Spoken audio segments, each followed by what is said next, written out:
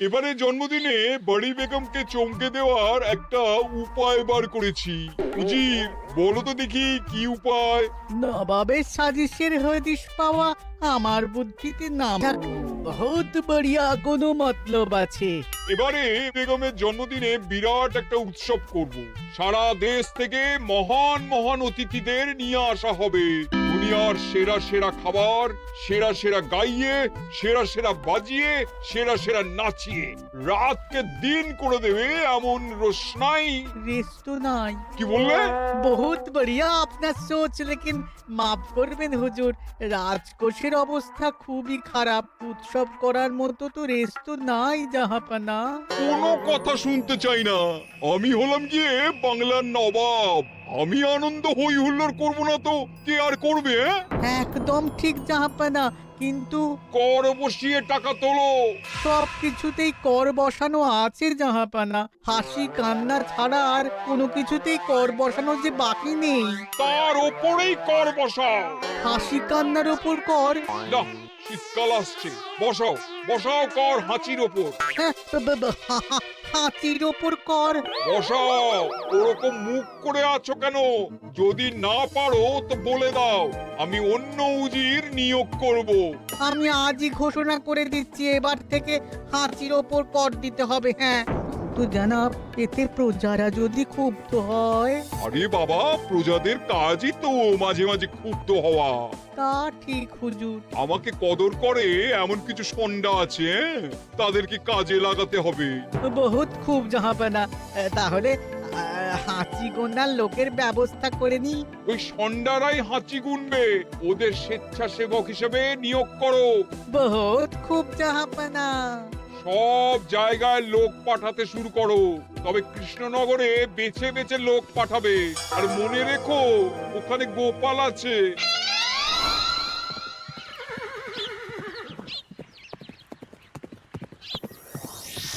সব জায়গায় কর আদায়কারী পাঠিয়ে দেওয়া হয়েছে জাহাপানা। আপনার কথা মতো তাদের বলে দেওয়া হয়েছে যে আদায় হওয়া করের 10% তাদের বেতন হিসেবে দেওয়া হবে। সুতরাং কর আদায়ে কোনো ঢিলেমি হবে না। বহুত আচ্ছা, বহুত আচ্ছা।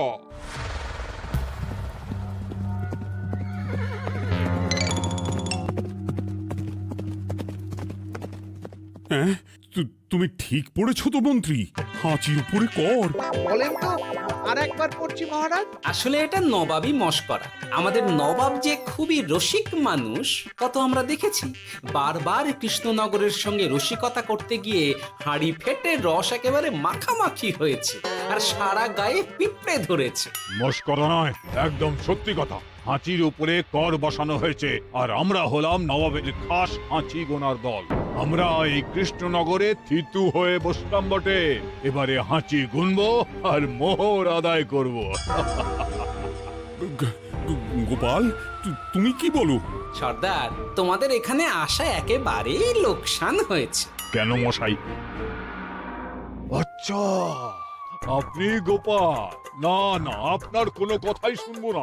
আমাদের বই বই করে বলে দেওয়া হয়েছে, গোপাল হইতে সাবধান। সর্দার, আমি তোমাকে সাবধান হতেই বলছিলাম। হাঁচি ধরতে গেলে তোমাদের খুব সতর্ক থাকতে হবে, কারণ এই কৃষ্ণনগরের বাসিন্দাদের শরীর স্বাস্থ্য এত ভালো যে এখানে কেউ হাঁচে না, কাশে না, ঢেকুর তোলে না, ইয়ে করে না। বলেন কি মশাই? এটা তো নবাবকে জানাতে হচ্ছে। যাও যাও, এক্ষুনি মুর্শিদাবাদে ফিরে গিয়ে নবাবকে জানাও। ওরে, কেউ এদের যাওয়ার ব্যবস্থা করে দে। ওই তো হেঁচেছে। হাঁচি এক, পুরো এক মোহর। হাঁচি দুই, দুই মোহর। আরে, এটা তো হাঁচির বাচ্চা, এটা তো ধরলে চলবে না। কেন? হাঁচি হলেই তো হলো। কি করব সর্দার, লিখবো? দেখ, একবার গুনে যখন ফেলেছি পুরো ছাড়তে পারবো না। আধমোহর লেখ। এটা কাশি, কাশিতে কোনো করের কথা নেই। লেখ লেখ লেখ লেখ লেখ। হাঁচি তিন, পুরো এক মোহর। হাঁচি চার।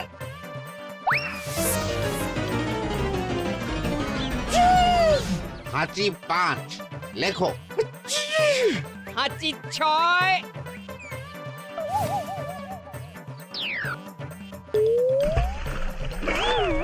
যা যা কি রে, শুনেছিলাম কৃষ্ণনগরের মন্ত্রীটা মাথা মোটা, প্রমাণ হয়ে গেল। জল থেকে উঠবে যখন ঠান্ডা লেগে হাঁচি তো আরো বাড়বে। জলে বুড়ুবুড়ি উঠছে, বেটা জলের তলায় তলায় হাঁটছে। হাঁচি 7। এখনো তো ফিরলো না, বেলা গড়িয়ে দুপুর হয়ে গেল। ভাববেন না রাজামশাই, আমরা যারা যারা এখানে এসেছি সবাই ধড়িবাজ লোক। মন্ত্রীর হাঁচি নিংড়ে নিয়ে ফিরবে। ছি ছি ছি ছি ছি ছি ছি ছি ছি। কি হলো গোপাল? আমরা কৃষ্ণনগরের প্রবাদ প্রতিম আতিথেয়তার অসম্মান করেছি মহারাজ। কেন? কিভাবে? কখন? এখন মহারাজ, এখন এনারা সেই সুদূর মুর্শিদাবাদ থেকে এসেছেন, আর আমরা এতক্ষণ শুধু অন্য কথাই বলে চলেছি, এনাদের আপ্যায়নের ব্যবস্থা করিনি। তাই তো। মহারাজ, আপনি ব্যস্ত হবেন না। এই কে আছো? শোনো, এদের রাজ অতিথিশালাতে থাকার বিশেষ ব্যবস্থা করো। এদের খাবার যাবে মহারাজের পাকশাল থেকে। এদের সব সুবিধে অসুবিধে দেখার জন্য দাস দাসী নিযুক্ত থাকবে। চলো চলো। আরে দাঁড়াও সর্দার, হ্যাঁ বলুন। তোমাদের তো আবার গোপালের কথা শোনা বারণ। আমার ব্যবস্থায় বোধহয় তোমরা থাকবে না। বাদ দিন তো, আসলে ভয় ছিল আপনার বুদ্ধিকে, আর ভয় নেই। কেমন আগু পিছু বিচার না করেই বলে ফেললেন এখানে কেউ হাঁচে না। বুঝে গেছি, আসলে গোপাল হলো গল্প। চলো চলো, ও বড্ড খিদে পেয়েছে। প্রহরী, এই সর্দারের দলের বাকি লোকগুলো এলে এদেরকেও অতিথিশালায় নিয়ে যেও। হ্যাঁ, আচ্ছা। কি গোপাল, এই রক্তচোষাগুলোর জন্য তুমি রাজনিবাস আর রাজভোগের ব্যবস্থা করে দিলে? গোপাল কার পক্ষে মহারাজ? এতক্ষণ গোপালের সব কাজ তো কৃষ্ণনগরের বিপক্ষে গেল। বটেই তো, আমি মনে মনে গণনা করে দেখলাম গোপালের শুল যোগ শুরু হয়েছে। আগামী 1 যুগ ধরে গোপাল যেখানে থাকবে সেখানে রাহুর প্রকোপে দুঃখ দারিদ্র মহামারী একসঙ্গে এসে ধরা পড়বে। মহারাজ, গোপাল কখনো কৃষ্ণনগরের খারাপ ভাবেনি। সে যখন ওই রক্তচোষাদের রাজভোগে রাখার ব্যবস্থা করেছে, তখন বুঝতে হবে এর মধ্যে একটা ঘোরতর প্যাঁচ আছে। গোপালই তাহলে বলুক, কি প্যাঁচ? মহারাজ, মানুষ বিলাসের সুযোগ পেলে কাজ ভুলে বিলাসেই ডুবে থাকে। কত সম্রাট মহাসম্রাট বিলাসিতায় ডুবে কত সাম্রাজ্য মহাসাম্রাজ্য ভেঙে টুকরো করেছে। এরা তো নবাবের পাঠানো কিছু মূর্খ বালক মাত্র মহারাজ। এদের রাজভোগে ডুবিয়ে দিলে হাঁচির কথা কি এদের মনে থাকবে?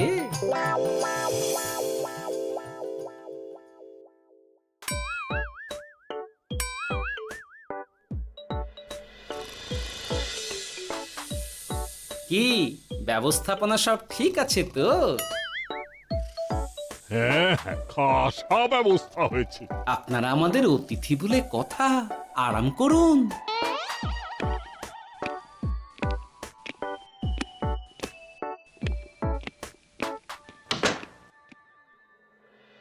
বিজ্ঞানী, তোমার এই দুমুখ আয়না আবিষ্কার তোমার জীবনের সেরা কাজ। একদিক দিয়ে আয়না, অন্য দিক দিয়ে কাঁচ। কেউ জানতেই পারবে না যে তার উপর নজর রাখা হচ্ছে। অনবদ্য অনবদ্য। মহারাজের জয় হোক। কিন্তু মহারাজ, এই কৃতিত্বের মূল ভাগীদার আমাদের মন্ত্রী। তাই নাকি? হ্যাঁ মহারাজ, মন্ত্রীর দুমুখ কাজকর্ম দেখেই দুমুখ আয়নার কথা আমার মাথায় আসে। মুখ সামলে কথা বলো বিজ্ঞানী। ওরা শুনতে পাচ্ছে। যা চেঁচালেন 20 ইঞ্চির দেওয়াল ভেদ করে ওদিকে চলে যাবে কথা। এই কে যেন কাকে মুখ সামলে কথা বলতে বললো? ওই বাইরে কেউ বলেছে। এই তোমরা সবাই শোনো, অতিথিদের যেন আদর যত্নের ত্রুটি না হয়। আমি আর যাই, কাল সকালে আসব, কেমন? গোপালকে নিয়ে নবাব আর উজির যেমন ভয় দেখিয়ে দিয়েছিল, গোপাল কিন্তু সেরকম নয়। এই তোরা কি বলিস? না না না না না না, গোপাল একটু ওই হাবা গোবা আছে দাদা। দেখো দেখি কেমন বুক পেতে দিয়েছে, এবার ওদেরই বুকে বসে ওদেরই দাড়ি ওপরাবো। গোপালের জবাব নেই, ঠিক সামলে দিল। মহারাজ, এই প্যাঁচটা আমার মাথাতেই এসেছিল, কিন্তু ওই যে নাকে মাছি ঢুকে গিয়েই সব বরবাদ হয়ে গেল। মহারাজ, এই পরিকল্পনা যদি মন্ত্রীর মাথাতে আগে এসে থাকে, তাহলে এদের মন্ত্রী আমার চেয়ে ভালো করে সামলাতে পারবেন মহারাজ। বটেই তো, এই দায়িত্ব আমি নিলাম মহারাজ।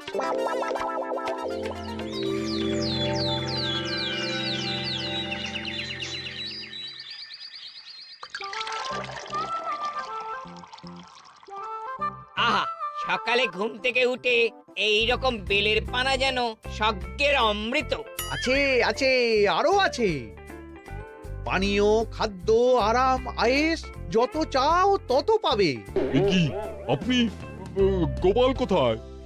মহারাজ বিবেচনা করে দেখেছেন যে মহামান্য অতিথিদের পরিচর্যার ভার গোপালের মতো একজন ভাঁড়ের পক্ষে বহন করা সম্ভব নয়, তাই এই দায়িত্ব আমাকে দেওয়া হয়েছে। কিন্তু কোনো কিন্তু নেই সর্দার, আমি যে খানা পিনা নাচা গানা আমোদ আহ্লাদের ব্যবস্থা করেছি দেখে তুমি চমকে যাবে। দেখা নয় বিজ্ঞানী, এবার শুধু কাজের সময়। কাল মন্ত্রীর উপর ওদের ভার ছেড়ে দিয়ে কৃষ্ণনগরের যে সর্বনাশটি করেছো, কোনো কাজ করে আর সেটিকে সামলানো যাবে না।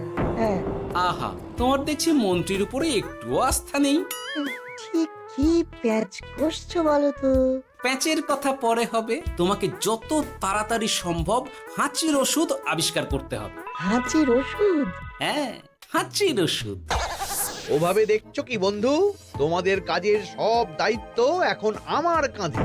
তোমরা আমোদ করবে আর আমি কর আদায় করে তোমার হাতে এনে তুলে দেব। সর্দার, এর মধ্যে একটা চাল আছে মনে হচ্ছে। কি আর আমি বুঝিনি। এখন কি করবে? বিশ্বাস করে আদায় উসুলের ভার এর উপরে ছেড়ে দেবে? পাগল নাকি? মন্ত্রী মশাই, বলো বন্ধু। বলছিলাম আর দেরিতে কাজ কি?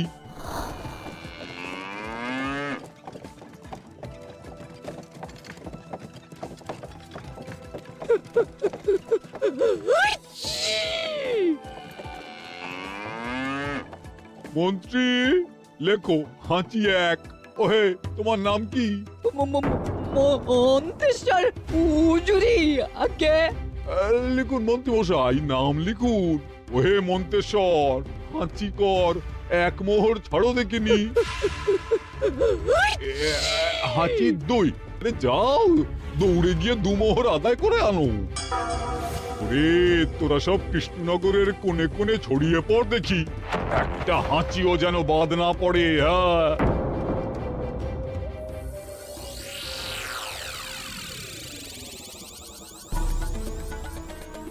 এটা হুজুরে আলাক বর্ধমান, খাম্বাত এবং কৃষ্ণনগর থেকে।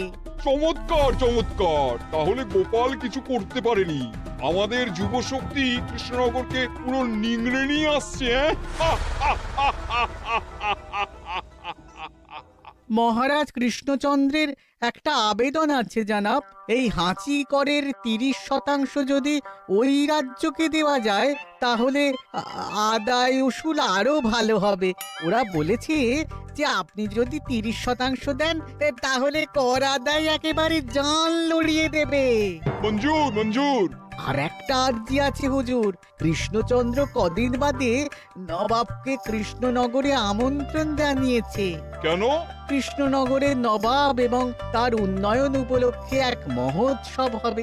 সেই সঙ্গে শহরে থাকা ইংরেজদের কাছেও নবাবের সৈন্য বলের এবং নবাব ও কৃষ্ণনগরের মধ্যে পারস্পরিক ভ্রাতৃত্বের সম্পর্কের বার্তাও পৌঁছে দেয়া যাবে।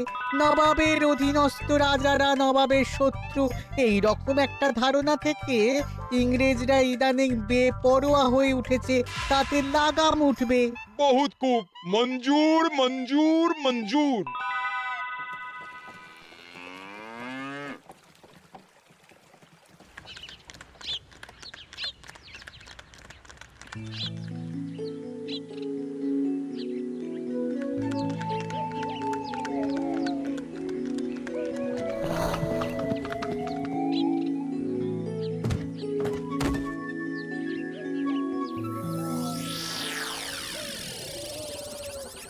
কি ব্যাপার গোপাল? জাহাপনা বলুন, কি খিদমত করব? আমি যা বলবো তাই করবে। অবশ্যই জাহাপনা।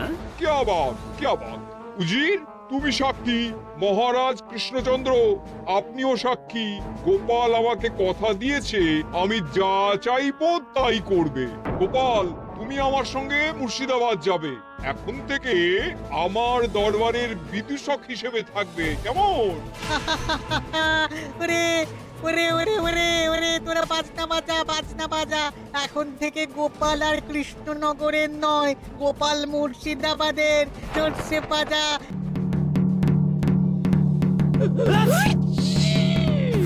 কি হলো? হুজুর, মনে হচ্ছে আপনার সৈন্যদল হাঁটছে। হ্যাঁ?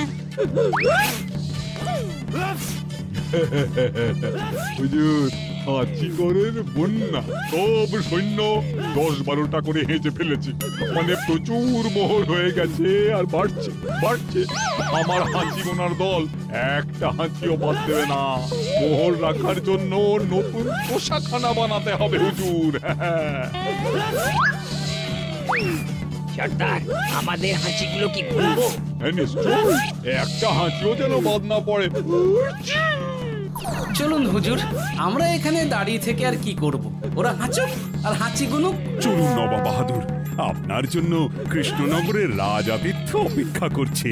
হুজুর, আমার মনে হয় আমাদের কৃষ্ণনগরে এখন আর দেরি করা উচিত হবে না।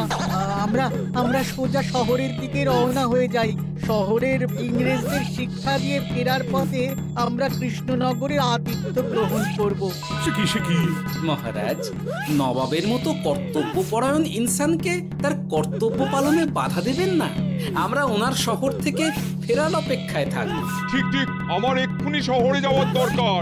ইংরেজরা সব নিয়ম কানুন ভেঙে চুরে যা ইচ্ছে তাই করতে আরম্ভ করেছে। বুঝি, সৈন্যদের ডাক দাও, চলো রওনা হই। কিন্তু জাহাপনা, আপনার সৈন্যদের থেকে পাওনা মোহরগুলো এতক্ষণে যা হেঁচেছে, লাখখানেক মোহর তো হয়েই গেছে। ওটা আমরা নিজেদের মধ্যে বুঝে নেব। কিন্তু ওই করের 30% যে কৃষ্ণনগরের পাওনা। পেয়ে যাবে। শহর থেকে ফিরি। আরেকটা কথা, হাঁচি কর ব্যবস্থা এখন থেকে উঠে গেল।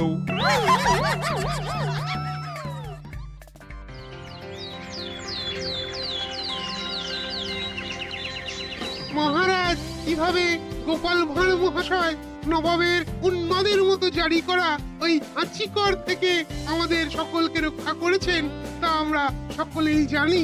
খাম্বাজের তরফ থেকে তাই গোপালকে সামান্য উপহার।